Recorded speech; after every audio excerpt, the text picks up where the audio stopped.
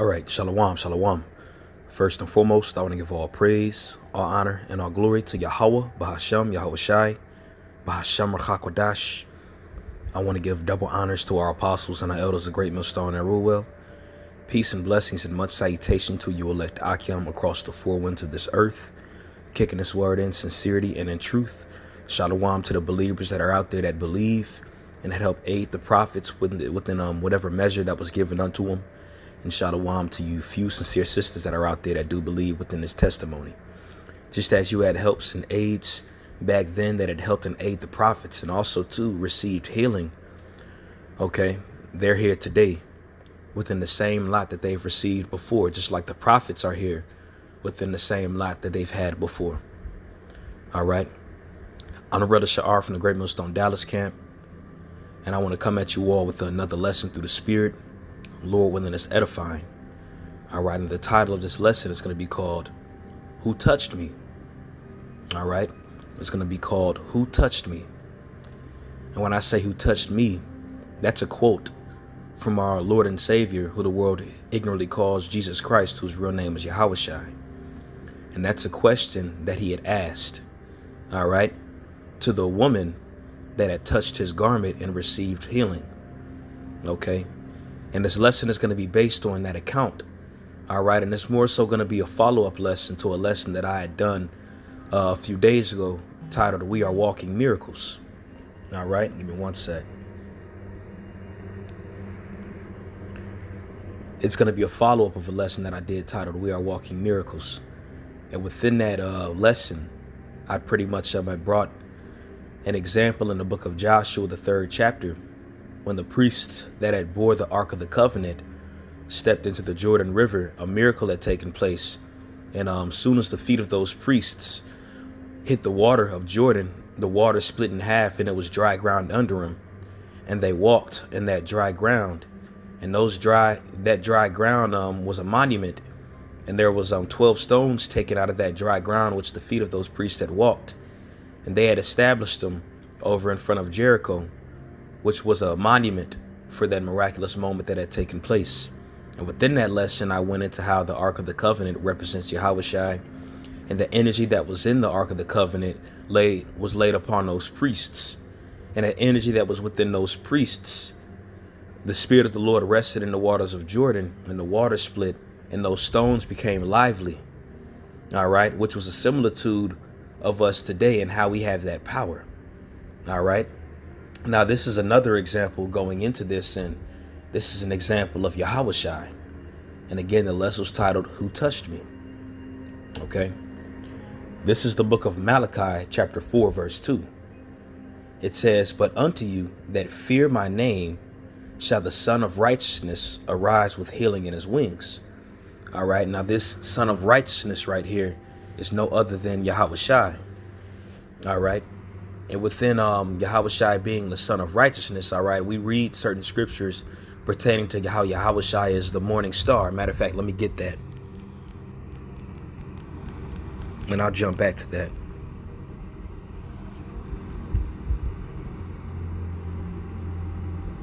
This is Revelation chapter 2, verse 27. All right. Matter of fact, I'm going to start at verse 26. And he that overcometh and keepeth my works unto the end, to him will I give power over the nations, and he shall rule them with a rod of iron, as the vessels of a potter shall they be broken to shivers, even as I have received of my Father. And I will give him the morning star. And he that hath an ear, let him hear what the Spirit say unto the churches. So that morning star is really pertaining to wisdom, all right, which is what was given unto us after we've received the Holy Spirit. All right, we've even received a portion of the morning star, all right, which at the end of the day, Yahweh Shai represents that, the Son of Righteousness, because the morning star is the sun. When you wake up, when you look in the sky, all right, you're going to see the sun. Okay. So when you read Malachi, the 4th chapter, it says, the 4th chapter, the 2nd verse. But unto you that fear my name shall the Son of Righteousness arise with healing in his wings. All right. And ye shall go forth and grow up as calves in the stall. All right. Now, what stood out to me right there where it says with healing in his wings. All right. And of course, Yahushua is an angel. Okay. And we understand that the angels bear wings.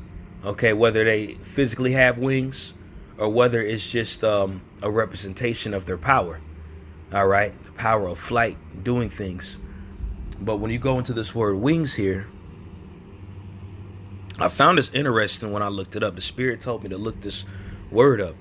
All right. Because I was trying to come up with ways how to tackle this lesson about who touched me.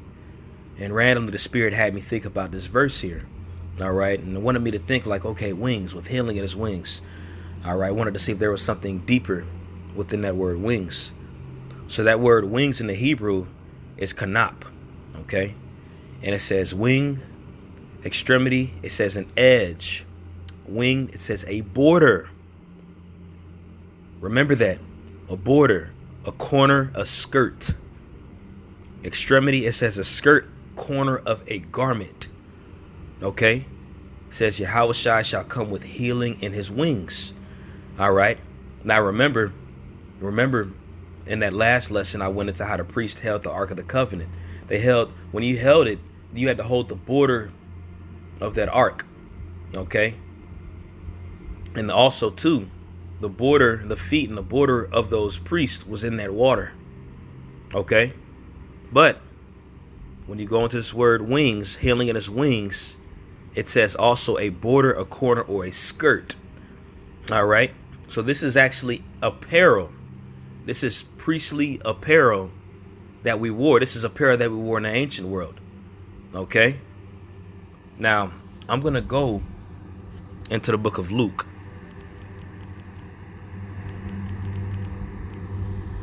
And this is in the book of Luke, the 8th chapter. And I'm going to start at verse 40. And it reads, and it came to pass that when Yahushua was returned, the people gladly received him, for they were all waiting for him. All right. For they were all waiting for him. It says the people gladly received him. And behold, there came a man named Jairus. And he was a ruler of the synagogue. Okay, so more than likely he was part of the Sanhedrin. And he fell down at Yahushua's feet and besought that he would come unto his house. He fell to his feet. When you read this, it's always significant within the feet of these men, the feet of the priests. They fell down to Yahushua's feet. Romans, the 10th chapter says, blessed are the feet of them that preach the gospel and give tidings. All right. Verse 42, for he had only one daughter about 12 years of age, and she lay a-dying. But as he went, the people thronged him. All right. And when you go into that word throng, there was a multitude of people that had actually laid hold on him. All right. They gripped him. They hugged him. You know, they wanted power. Okay. And a woman having an issue of blood 12 years, which had spent all her living upon physicians. So this is the 12-year-old daughter of Jairus. Okay. And just found it ironic right there. It calls her a woman because she was at the age of 12. Okay. And it says a woman having an issue of blood 12 years, which had spent all her living upon physicians, neither could be healed of any. Okay. Came behind him and touched the border of his garment. And immediately her blood issue stanched. All right. Verse 45, Yahushua said, who touched me? When all denied, Peter and they that were with him said, Master, the multitude thronged thee and pressed thee. And sayest thou, who touchest thee? So they was asking him like, Lord, literally everybody touched you. What do you mean when you say who touched you? There was a multitude of people that was just touching you. So everybody touched you. Verse 46, and Yahushua said, somebody had touched me, for I perceive that virtue is gone out of me. And when the woman saw that she was not hid, she came trembling and falling down before him. She declared unto him before all the people for what cause she had touched him, and how she was healed immediately. And he said unto her, Daughter, be of good comfort. Thy faith had made thee whole. Go in peace. Now, there's a few things that I want to touch on within those verses that I read from verse 40 all the way to verse 48. Okay. You have the man Jairus, who was part of the council, who had a daughter who had an issue of blood for 12 years, right? And Yahushua, with this fame, there were certain people that had seen Yahushua doing miracles. All right, they had perceived him. Okay, they had perceived him that he was a man that held great power. Okay, but this one woman individually, which was 12 years old, which 12 is a very symbolic number, she actually had full assurance and full belief, all right, that he was the Messiah. And that's what had healed her. Okay, you had a lot of people that had bore witness to the miracles that Yahushua had done. You had a lot of people that had bore witness to him multiply food. Remember the fish and the bread. And a lot of those people just wanted a meal, but it was only meant for the apostles or the disciples at the time to have understanding of what that really represented. You had this young woman that had touched the border or the wing of Yahushua, and she was healed. And you read about numerous examples of certain women that were healed, and you do have women, all right, back then that were healed. But ultimately, there's things that represent certain things when you read the scriptures. Okay, now earlier in the book of Malachi, it says, "For behold, for unto you that fear my name shall the Son of Righteousness arise, and healing shall be in his wings." Okay, and at the end of the day, those that fear his name are of the elect. And we understand you have the 144,000 to 1/3, okay, which are consisting of certain men that were friends, women, and children. Okay, but even when it comes to us, Lord, when we're those men, the elect, we were healed from the healing of his wings, man. When that woman touched Yahushua, that was ultimately a symbolic representation of the elect being healed. Matter of fact, just a quick precept in Jeremiah 6. Jeremiah 6:2, "I have likened the daughter of Zion to a comely and delicate woman." Okay, so jumping back to Malachi, the 4th chapter, all right, it brought so much more understanding when I went into that word wing. Okay, because Yahushua actually did that when he came in the flesh. Okay, you had that 12-year-old girl who had the blood issue touched the border of his garment, the wing of his garment, and was healed immediately, man. All right, which shows forth that Yahushua holds that power. Hey, just like the Ark of the Covenant gave those priests power back in Joshua, the 3rd chapter. Again, like I had stated in my previous lesson, that Ark of the Covenant represents Yahushua. And those that touch Yahushua received power, that believed. And we have that spirit within us, meaning we have that virtue as well. That virtue and that power was given unto us, man. That's why in the book of Acts, the 1st chapter, he had told the 12, which was even extended on to the whole discipleship. All right, he says, "I shall give you power." All right, and when you go into that word power in Acts, the 1st chapter, that word is dynamis. Okay, now when you jump back to, let's see here, Luke, the 8th chapter, and where I left off, well, what I read earlier when he said, "Who touched me? For I perceive that virtue is gone out of me." That word virtue is dynamis. Okay, and just as that woman had touched Yahushua and received power and received healing, okay, we do the same thing with Yahushua. All right, we've touched him, we've been healed, we've been given understanding, we've been given life. And also too, for the different scoffers that are out there, because you had different scoffers that talk about the way that we dress, they talk about the garments that we wear, and they try to say you don't have any proof that the Lord wore this type of apparel that we're wearing. Okay, but when you go according to the law stated in Numbers, the 1st chapter, that we were supposed to have a garment with fringes with borders of blue. All right, now we understand ultimately that garment now represents your mentality, it represents your mind, but Yahushua was wearing that apparel that we wear when we prophesy. Okay, you had the girl that touched his garment. 9 times out of 10, she touched the fringe or the border of blue. And she had received healing because the prophecy about Yahushua said he shall come with healing in his wings. And when he came in the flesh, all right, he did have healing in his wings. People touched the bottom of his garment and they've received power and they've received life. They've received healing. We've received power. We've received healing. We've received life. Okay. Hey, the scriptures say in John 14, if any man love my Father and love me, my Father and myself shall make our abode or dwelling within him. All right. So there's a lot of power that we have, man. And Yahushua had that power, has that power. But when he walked in the flesh, he had that power, man. He carried it, and people were healed just by touching his garment. Healing was in his wings. And Yahushua asked, who touched me? Because you had a multitude of people that touched him that didn't fully believe he was the Messiah. Now, they did see certain miracles that he did, but more so their eyes were set forth on the miracle that he did, which is a huge thing. But this 12-year-old girl went and just touched his garment. And it isn't that she just believed he could perform the miracles, but she believed that Yahushua is the Son of God, the Son of Yahweh. All right. Which that power or that virtue was released out of Yahushua, and he felt it, and it was given unto her. It was passed unto her. Okay. Hey, even the elder brother Ariala did a lesson about a year and a half ago going into when Yahushua asked who touched me, because virtue had left out of him. All right. And there's times, brothers, where we do lessons and we talk about certain things, and the masses that believe hear this. And there's certain times where you might be drained. You might have body aches. You don't know where they came from. Your shoulder might be hurt.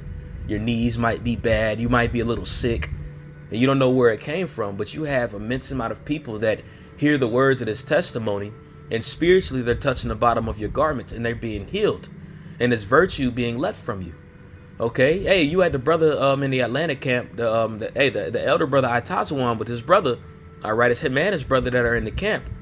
And the brother did a beautiful testimony of how their parents were healed. All right, just by anointing them with oil. Right. And those brothers said pretty much after they anointed their parents with oil and did a prayer over them, there was certain healings that their parents didn't, certain ailments that their parents didn't feel anymore. But those brothers to a degree felt those ailments in the same spot. Okay. So within the word of our testimony, people are being healed. But best believe there's action that's coming forth with this. Brothers have done healings. Brothers have touched people and healed people, man.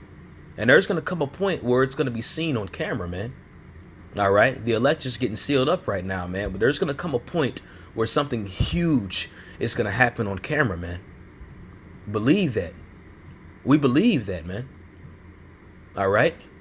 But you had the multitude of people that touched Yahushua and didn't believe. But that one girl, 12-year-old dainty woman, touched him and was healed, man. I got one more precept I'm going to pull up. Let's see if I can find it.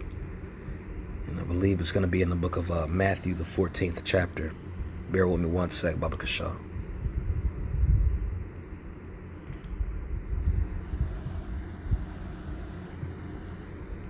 I believe it's in verse 36.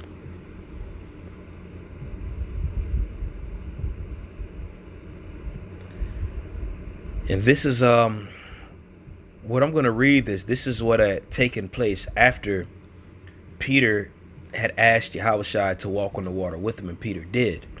Okay, so this is taking place after the disciples was on the ship.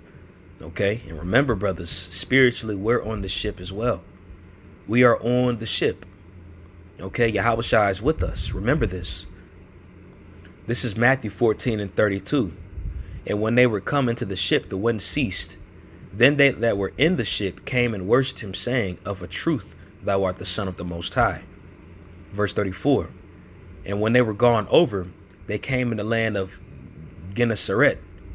And when the men of that place had knowledge of him, they sent out into all the country round about, and brought unto him all that were diseased. Okay, so they had brought forth the diseased unto him because they believed that he's the Son of the Most High. Okay. And you look at the nation, you look at our people right now, even in Isaiah, it says the whole head is sick. All right. And even you read about it in Ezekiel, the 34th chapter. It went into the pastors that did wickedness. All right. And they pretty much, it was so big on the law, but they weren't doing nothing pertaining to the ministry. They was about themselves. All right. Matter of fact, in Ezekiel 34, Ezekiel cursed those men out and says, out of all the diseased, you haven't healed none. Okay. So these people brought the diseased unto Yahushua. Verse 36, and they besought him that they might only touch the hem of his garment. And as many touched were made perfectly whole. They were healed by touching the hem of his garment, which shows forth there's power within us, man. And there's very heavy significance when it comes to the garments that we wear. All right. This is the word hem. Check this out. It says the extremity or prominent part of a thing, edge, skirt, the fringe of the garment. So these people touched Yahweh fringes, man. What shows you that these people talk about how we dress goofy. Look at what they wear. They wear dresses. Yahweh was rocking this. It says in the New Testament, a little appendage hanging down from the edge of the mantle or cloak, the fringes, made of twisted wool, a tassel tuft. The Jews had such appendages attached to their mantles to remind them of the law. And where do you read that at? You read that in the book of Numbers. Okay? Matter of fact, let me get that.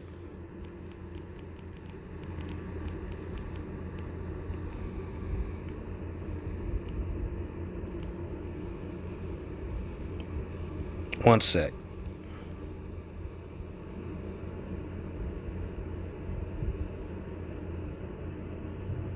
Hold on. I thought it was in Numbers, the first chapter. Give me 1 sec.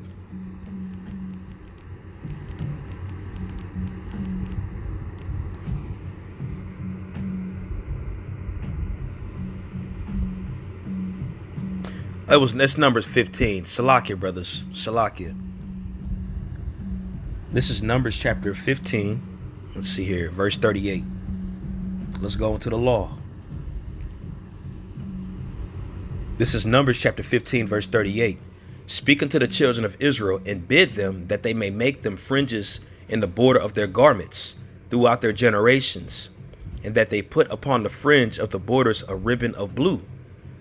And it shall be unto you for a fringe, that ye may look upon it and remember all the commandments of Yahweh and do them, and that ye seek not after your own heart and your own eyes, after which ye used to go a whoring, that ye may remember and do all my commandments and be unto your God.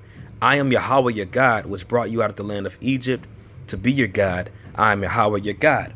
Okay, so when Yahweh walked around and these people that touched the border of his garment, all right, the fringe of his garment with the border of blue, they were healed. And as we read that, it went into how this was a custom of the Jews pertaining to the laws. And remember, Yahweh followed the law perfectly. Now we understand all things are lawful but not expedient. So there were certain things pertaining to the law that Yahweh didn't perform because it wasn't expedient unto that society. But when Yahweh was out in the midst teaching, doing works on the highways and the hedges, he wore his garment. He had that border of blue, and people touched that and they were healed, man. All right. So, hey, man, it just goes to show you, man, a lot of those scoffers talk about the way we dress, the things that we wear, when it's holy, man. And Yahweh was a fulfillment of the law. He fulfilled it, man. So you dang straight Yahweh wore the garment with the border of blue. All right. And at the same time, those priests that bore the Ark of the Covenant, they wore garments as well with borders of blue. Okay. And power was invested into those men, into those garments. Okay. You read about Elijah and Elisha, and I brought the statement up in my last lesson. What had taken place when Elijah and Elisha went into the land of Jericho to cross the Jordan River. I'm sorry, when they went to the land of Jordan to cross the Jordan River, what did Elijah do? He rolled his garment up and he had spit in the waters, and the waters split in two. That's power. That's virtue. We have that. Yahweh has that. That's how we were healed, man. That's how that 12-year-old girl with that blood issue was healed. That's how these people were healed. They touched Yahweh, man. And as you go back into the origin of this lesson, in the book of Malachi, the 4th chapter, let's read it again now that all these other precepts were brought out. Because remember, in the book of Matthew, the 14th chapter, what had taken place. All right, it says they touched the hem of his garment, and we went into what that word hem means. So now Malachi 4:2. But unto you that fear my name shall the Son of Righteousness arise with healing in his wings. Just like we went into that word hem. That word hem goes into the same thing as the word wings. The lower extremity, the edge, the wing, the border, the skirt. All right? So that had taken place. So with that being the case, that's the title of this lesson. Who touched me? And just as those that touched Yahushua was healed, they touched his wings and was healed, we have that power as well. That power has been deposited unto us. That virtue has been deposited unto us. Lord willing, this lesson was edifying. I want to give all praise, honor, and glory to Yahweh, Bahasham, Yahweh Shai, Bahasham, Rachak Wadash. I want to give double honors to our apostles and the elders of Great Millstone at rule well. Peace and blessings and much salutation until you elect Akim across the four winds of this earth, kicking this word in sincerity and in truth. And shalom to you believers that are out there as well, that believe in this testimony. Shalom.